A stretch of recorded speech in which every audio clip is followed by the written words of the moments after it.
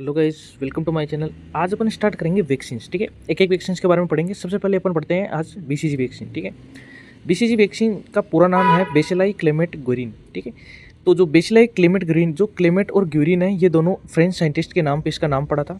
ठीक है, ये एक स्ट्रेन थी जो कि 240 या 239 सब कल्चर करने के बाद में 13 साल बाद में क्या की थी, अलग की गई थी। ठीक है, यानी प्रोड्यूस बाई 239 सब cultures over a period of 13 years. ठीक है, ये लाइव एटीन्यूएटेड वैक्सीन है। मैंने आपको वैक्सीन में बताया था कि अलग अलग टाइप की वैक्सीन होती है, उनमें लाइव एटीन्यूएटेड वैक्सीन होती है जो इसमें क्या देते हैं अपन, ऑर्गेनिज्म को क्या करते हैं, लाइव मतलब उसको क्या करते हैं, सब कल्चर करवा के उसको कमज़ोर करके फिर क्या उसको वैक्सीन के रूप में दिया जाता है। तो ये 2 टाइप्स की होती है। ठीक है, एक तो लिक्विड फ्रेश टाइप वैक्सीन होती है। ठीक है, एक होती है फ्रीज या ड्राइड। ठीक है, इसको बोलते हैं लिम्फोलाइज्ड वैक्सीन। मोर स्टेबल होती है और करंटली यूज होती है। ठीक है, जो इसमें देख सकते हो आप, तो जो बेसिकली है ये फ्रीज्ड होती है। ठीक है, इसमें लिखा है, देखो इस वाइल पे लिखा है बीसीजी वैक्सीन बीपी। ठीक है, फ्रीज्ड है। फ्रीज्ड है मतलब पाउडर फॉर्म में है। तो इसको क्या किया जाता है, रिकॉन्स्टिट्यूट किया जाता है नॉर्मल NaCl सेलाइन सॉल्यूशन के साथ मिलाकर इसको। ठीक है, तो ये नॉर्मल NaCl सॉल्यूशन होता है, इसको इसमें क्या किया जाता है, मिक्सअप किया जाता है, रिकॉन्स्टिट्यूशन किया जाता है। ठीक है, और must be use with in the 4 hour of reconstitution. अब अगर एक बार मिला दिया, इसको रिकॉन्स्टिट्यूशन कर दिया अपन ने, उसके 4 घंटे के अंदर अंदर इसको यूज़ करना होता है। ठीक है, नहीं तो ये उसके बाद में ये खराब हो जाती है। ठीक है, तो ये जो सबसे ज़्यादा यूज मिली जाती है वो कौन सी होती है, फ्रीज या ड्राइज लिम्फोलाइज्ड होती है, मोर स्टेबल होती है और करंटली यूज होती है, जो अभी यूज़ की जा रही है उन्हीं में सबसे ज़्यादा ये वाली होती है। लिक्विड को यूज़ बहुत कम किया जाता है। ठीक है, और इसको एक बार रिकॉन्स्टिट्यूशन करने के बाद में 4 घंटे के अंदर अंदर यूज़ करना होता है।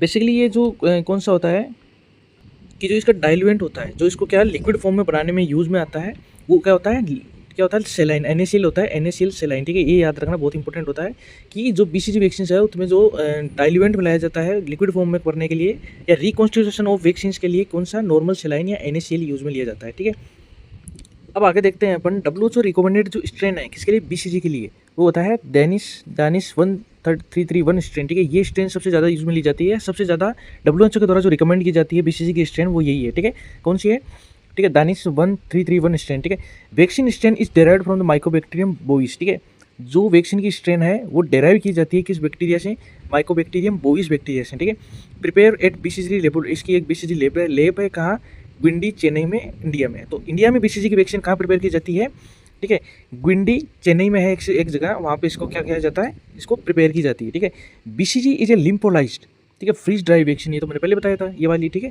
कौन सी है, फ्रीज ड्राइड वैक्सीन है बीसीजी की। Is reconstitute with normal saline as diluent, मैंने बोला था। ठीक है, तो इसको रिकॉन्स्टिट्यूट किससे किया जाता है, नॉर्मल सेलाइन NaCl से किया जाता है एज ए डाइल्यूएंट। ठीक है, must be use with in 1 hour और रिकॉन्स्टिट्यूशन। ठीक है, या तो 1 आवर से पहले इसको मतलब करना चाहिए और 4 घंटे से के बाद तो इसको करना ही नहीं चाहिए, यूज़ करना ही नहीं है रिकॉन्स्टिट्यूशन के बाद में। ठीक है, इसकी डोज क्या होती है, 0.1 ml होती है ऑफ ऑल एजेस, किसी भी एज के लिए 0.1 ml इसकी डोज होती है। स्ट्रेंथ क्या होती है इसकी, 0.1 मिलीग्राम TU इन 0.1 ml, इसका मतलब होता है ये स्ट्रेंथ होती है इसकी। ठीक है, 0.1 मिलीग्राम होती है। ठीक है, 1000 यूनिट इन 0.1 ml। ठीक है, 0.1 ml में ये इसकी स्ट्रेंथ होती है। तो स्ट्रेंथ मतलब नहीं है, इसकी डोज मतलब होती है। ठीक है, तो इसकी डोज क्या होती है, 0.1 ml सारी की सारी एज के अंदर। ठीक है, अब देखते हैं रूट इंट्राडर्मल। तो इसका रूट क्या होता है, इंट्राडर्मल, इसको इंट्राडर्मली दिया जाता है। ठीक है, ट्यूबरकुलिन सीरीज। एक बात और ध्यान रखना कि एक सीरीज आती है कौन सी, ट्यूबरकुलिन सीरीज। ठीक है, तो आपने इंसुलिन सीरीज देखी होगी, वैसी ही होती है, लेकिन इंसुलिन सीरीज होती है उसमें सीरीज जो होती है उसमें क्या होता है कि इंसुलिन सीरीज के ऊपर क्या होता है, ml में यूनिट्स लिखी होती है। ठीक है, 10 20 30 40 यूनिट्स लिखी होती है। ठीक है, वो यूनिट होती है कौन सी, इंसुलिन की, मतलब उससे डोज के हिसाब से। लेकिन जो ये कौन सी होती है, ट्यूबरकुलिन सीरीज होती है ना, इसमें क्या लिखा था, 0.1 ml, 0.2 ml, 0.3 ml। ठीक है, इसका क्या होता है, ये ml में लिखी होती है। ठीक है, तो इसको ट्यूबरकुलिन सीरीज के थ्रू देते हैं। ठीक है, और एक और जो क्वेश्चन पूछा जाता है वाइवा में बहुत ज़्यादा, किसके लिए, ट्यूबरकुलिन सीरीज के लिए, कि इसकी नीडल कितने गेज की होती है, तो 26 गेज की इसकी क्या होती है, नीडल होती है। ठीक है, ये याद रखना है आपको। ठीक है, ओमेगा माइक्रो स्टेंट सीरीज होती है, 26 गेज की नीडल होती है बीसीजी वैक्सीन के लिए। बीसीजी वैक्सीन नहीं, बीसीजी की जो वैक्सीन देते हैं, कौन सी सीरीज के लिए, ट्यूबरकुलिन सीरीज के लिए। ठीक है, साइड क्या होते हैं, लेफ्ट अपर लेफ्ट, अच्छा स्किन होती है किसकी, जो डेल्टोइड मसल होती है, आपने देखा होगा वहाँ पे। ठीक है, ये ऊपर जो कंधे की डेल्टोइड मसल होती है उसकी ऊपर की तरफ, ठीक है, स्किन में इंट्राडर्मली इसको दिया जाता है। ठीक है, और ये डायरेक्टली जानबूझ के इसको चुना जाता है। ठीक है, left deltoid muscle is chosen only by convention, ताकि इसका पता लग जाए कि इसको पहले वैक्सीनेशन हो रखा है। क्योंकि बीसीजी वैक्सीन में क्या होता है कि एक स्कार बन जाता है जहाँ पे अपन वैक्सीनेशन देते हैं। ठीक है, जहाँ पे वैक्सीनेशन देते हैं वहाँ पे क्या बन जाता है, एक स्कार बन जाता है, तो उससे पता लग जाता है कि इसको वैक्सीनेशन हो रखा है। ठीक है, अब देखते हैं अपन एज फॉर वैक्सीनेशन। एक होती है डायरेक्ट बीसीजी और एक होता है इनडायरेक्ट बीसीजी। मैंने पहले भी बता रखा है आपको, ठीक है, कि डायरेक्ट बीसीजी 1 ईयर से कम बच्चों को दी जाती है, और बियॉन्ड अगर 1 ईयर है तो उसको क्या दी जाती है, इनडायरेक्ट बीसीजी दी जाती है, ठीक है। उसको और अगर बीसीजी अगर अपन को डायरेक्ट बीसीजी देना है तो उसको क्या मोन्टेक्स टेस्ट करके फिर देते हैं। और जो इनडायरेक्ट बीसीजी है it is recommended after the prior ठीक है मोन्टेक्स टेस्ट स्क्रिप्ट, ठीक है, यानी जो इसके आधार पर दी जाती है कि पहले इसको मोन्टेक्स टेस्ट उसको मतलब कराया है कि नहीं कराया है, ठीक है। सॉरी, मतलब जो डायरेक्ट बीसीजी है वो विदाउट मोन्टेक्स टेस्ट के थ्रू देते हैं, ठीक है, इसमें मोन्टेक्स टेस्ट की जरूरत नहीं पड़ती। लेकिन जो इनडायरेक्ट बीसीजी है, ठीक है, इनडायरेक्ट बीसीजी की जो डोर लगती है आफ्टर 1 ईयर, उसमें क्या लगती है, प्रायर मतलब मोन्टेक्स टेस्ट की ही जरूरत पड़ती है। अगर वो सही है उसके बाद में ही अपन क्या लगा सकते हैं, इनडायरेक्ट बीसीजी का टीका लगा सकते हैं। एक और चीज़ होती है कि जब अपन क्या करते हैं, मतलब बीसीजी का टीका देते हैं, तो जहाँ पर जो स्कार बनता है, ठीक है, जहाँ पर जो स्कार बनता है, या स्कार नहीं, जहाँ पर मतलब टीका देते हैं अपन, उसको कभी भी स्प्रिट से क्लियर नहीं किया जाता। क्यों? क्योंकि जो लाइव जो कंपोनेंट होता है उस वैक्सीन का वो मर जाता है उससे, ठीक है।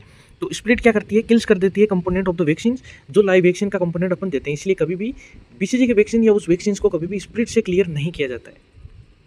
आगे अपन देखते हैं फिनोमेना आफ्टर वैक्सीनेशन, कि वैक्सीनेशन के बाद में क्या कौन से फिनोमेना होते हैं या क्या कौन सी घटनाएं होती है, ठीक है। तो इसमें क्या होता है कि आफ्टर 2 to 3 वीक्स, ठीक है, पेपोल बनता है वहाँ पे, ठीक है। 5 वीक्स के बाद में क्या होता है, 4 to 8 डायमीटर का पोपेल का मतलब अभी देखेंगे अपन, ठीक है, एक स्कार टाइप का कुछ मतलब पपोले टाइप का बनता है, ठीक है। फिर क्या होता है, ब्रेक्स इनटू द स्वेलन, फिर वो अल्सर में चेंज होता है, ठीक है। सीन कवर्ड बाई, ठीक है, क्रस्ट में ऊपर उसके ऊपर क्रस्ट आने लगता है, ठीक है। अल्सर बनने के बाद क्रस्ट आता है, क्रस्ट के बाद में क्या होता है, राउंड स्कार बनता है टिपिकली 4 to 8 ठीक है मिलीमीटर डायमीटर का। और उसके बाद में क्या हो जाता है, वो एकदम मोन्टेक्स टेस्ट, ठीक है, बिकम्स पॉजिटिव, या फिर वो पूरा, ठीक है, राउंड स्कार का पूरा बन जाता है वो। यानी इसमें होता है क्या, सबसे पहले तो क्या होता है, वैक्सीनेशन की साइट होती है, ठीक है। फिर उसके बाद में क्या होता है, 5 वीक्स के अंदर क्या होता है, ठीक है, छोटा डायमीटर का क्या बन जाता है, पेपियोल बन जाता है, ठीक है, जो कि 6 to 8 weeks breaks into the swollen ulcer, ठीक है, जो कि अल्सर में थोड़ा बहुत चेंज हो जाता है। और उसके बाद में आखिर में क्या होता है, ये एक स्कार में बदल जाता है, ठीक है। तो ये इसका क्या है, फिनोमिना है आफ्टर वैक्सीनेशन। इसके अलावा मैं एक चीज़ और बता रहा था कि जो अपन ने डोज की बात की थी, ठीक है, तो अपन ने नेशनल इम्यूनाइजेशन शेड्यूल पढ़ा था, उसमें डोज में जो पॉइंट, ठीक है, 1 ml है वो तो ठीक है, पर जो 28 दिन से अगर उससे कम एज है बच्चे की, तो उसमें कौन सी डोज दी जाती है, उसमें यानी 28 दिन से अगर, ठीक है, 28 दिन से अगर कम है उसकी उम्र, तो उसको 0.05 ml ही दिया जाता है, ठीक है। ये मेरे को याद आया, ठीक है, अपन ने क्या पढ़ा था इसको, नेशनल इम्यूनाइजेशन शेड्यूल में पढ़ा था कि, ठीक है, बर्थ टू 28 डेज 0.05 ml दिया जाता है, और आफ्टर 28 डेज इसको 0.1 ml दिया जाता है। फिर उसको, ठीक है, 28 दिन के बाद में उसको जब तक मतलब जब भी ऑल एजेस में देंगे तब इसको क्या कितने देंगे, 0.1 ml देंगे अपन। आगे अपन देखते हैं प्रोटेक्टिव एफिकेसी। इसका मतलब है कि इसकी कितनी एफिशिएंसी होती है बीसीजी की वैक्सीन टीबी के अगेंस्ट, ठीक है। क्योंकि अपन क्या करते हैं, बीसीजी को किस में देते हैं, ट्यूबरकुलोसिस के लिए तो देते हैं। एक चीज़ सबसे इंपॉर्टेंट ध्यान रखना, पल्मोनरी ट्यूबरकुलोसिस में बीसीजी 0% एफिकेसी है। वाइवा में कभी ये मत कर लेना कि पल्मोनरी ट्यूबरकुलोसिस के लिए 100% या कितनी भी एफिकेसी 0%, यानी अगर बीसीजी की वैक्सीन अपन ट्यूबरकुलोसिस कौन सी पल्मोनरी ट्यूबरकुलोसिस में देंगे तो वो 0% क्या है, उसकी एफिकेसी है वो कोई काम की नहीं है, ठीक है। तभी तो इंडिया में क्या है कि पल्मोनरी ट्यूबरकुलोसिस सबसे ज़्यादा होता है। अगर अपन बीसीजी की वैक्सीन आराम से दे देते तो ना तो उतनी डेथ्स होती और ना सबसे ज़्यादा क्या आते केसेज आते, क्योंकि इंडिया केसेज और डेथ में सबसे ज़्यादा नंबर 1 पे है, ठीक है, in the all over the world for severe forms of tuberculosis, ठीक है। तो 0 से 80% मीडियन 50% इसकी एफिकेसी है कि अगर सीवियर फॉर्म्स को अगर अदर देन पल्मोनरी ट्यूबरकुलोसिस है तो उसको ये, ठीक है, 50% तक इसकी एफिशिएंसी है कि वो सही कर सकता है, ठीक है। और फॉर लेप्रोसी क्या होता है 20 to 40%, ठीक है। इसकी प्रोटेक्टिव ड्यूरेशन कितनी होती है, लगभग 20 ईयर्स तक होती है, यानी 20 ईयर्स तक ये क्या कर सकता है अपन को, ठीक है, प्रोटेक्शन दे सकता है, ठीक है। कॉम्प्लिकेशन क्या आ सकते हैं इससे, एक तो होता है सुपरेटिव लिम्फेडेनाइटिस। मैंने पहले भी बोला था कि लिम्फ नोड में क्या हो जाता है, इन्फेक्शन हो जाता है, स्वेलन हो जाता है, पस भर जाती है उनमें, ठीक है। ये इसका कॉम्प्लिकेशन हो सकता है, ठीक है। ऑस्टियोमाइलाइटिस हो सकता है, prolonged severe ulceration at the site of vaccination, ठीक है। सीवियर अल्सरेशन हो सकता है at the site of vaccination बहुत लंबे समय तक, ठीक है। डिसेमिनेटेड बीसीजी इन्फेक्शन, ठीक है, डिसेमिनेटेड बीसीजी का खुद का इन्फेक्शन हो सकता है, ठीक है, क्योंकि इसमें क्या दी है, लाइव वैक्सीन दी जाती है। तो अगर पेशेंट क्या है, अगर इम्यूनोसप्रेसिव है तो उसको क्या हो सकता है, बीसीजी का डायरेक्ट इन्फेक्शन का हो सकता है ड्यू टू द लाइव जो अपन ने कमज़ोर करके जो उसको वैक्सीन दी है उसी के कारण। और कुछ केसेस में इसमें डेथ भी देखने को मिल सकती है। तो ये देखा अपन ने आज कौन सा, ठीक है, बीसीजी की वैक्सीन देखी। तो बीसीजी की वैक्सीन अपनी आज पूरी है। इसमें याद करने वाला क्या है कि एक तो इसको मतलब कौन कौन सी फॉर्म्स होती है, ठीक है, लिक्विड फॉर्म होती है और एक फ्रीज ड्राइड फॉर्म होती है, इसको लिम्फोलाइज्ड बोलते हैं, ठीक है। और लिम्फोलाइज्ड में जो डाइल्यूएंट मिलाया जाता है वो कौन सा इनिशियल सॉल्यूशन मिलाया जाता है इसको रिकॉन्स्टिट्यूशन करने के लिए, और ठीक है, must be use with in 1 hour of reconstitution, और मैक्सिमम इसको 4 आवर तक यूज़ कर सकते, मतलब 4 आवर्स तक से पहले इसको यूज़ करना होता है, ठीक है। ये हो गया अपना बीसीजी वैक्सीन। पढ़ते रहिए, बढ़ते रहिए। Thank you guys.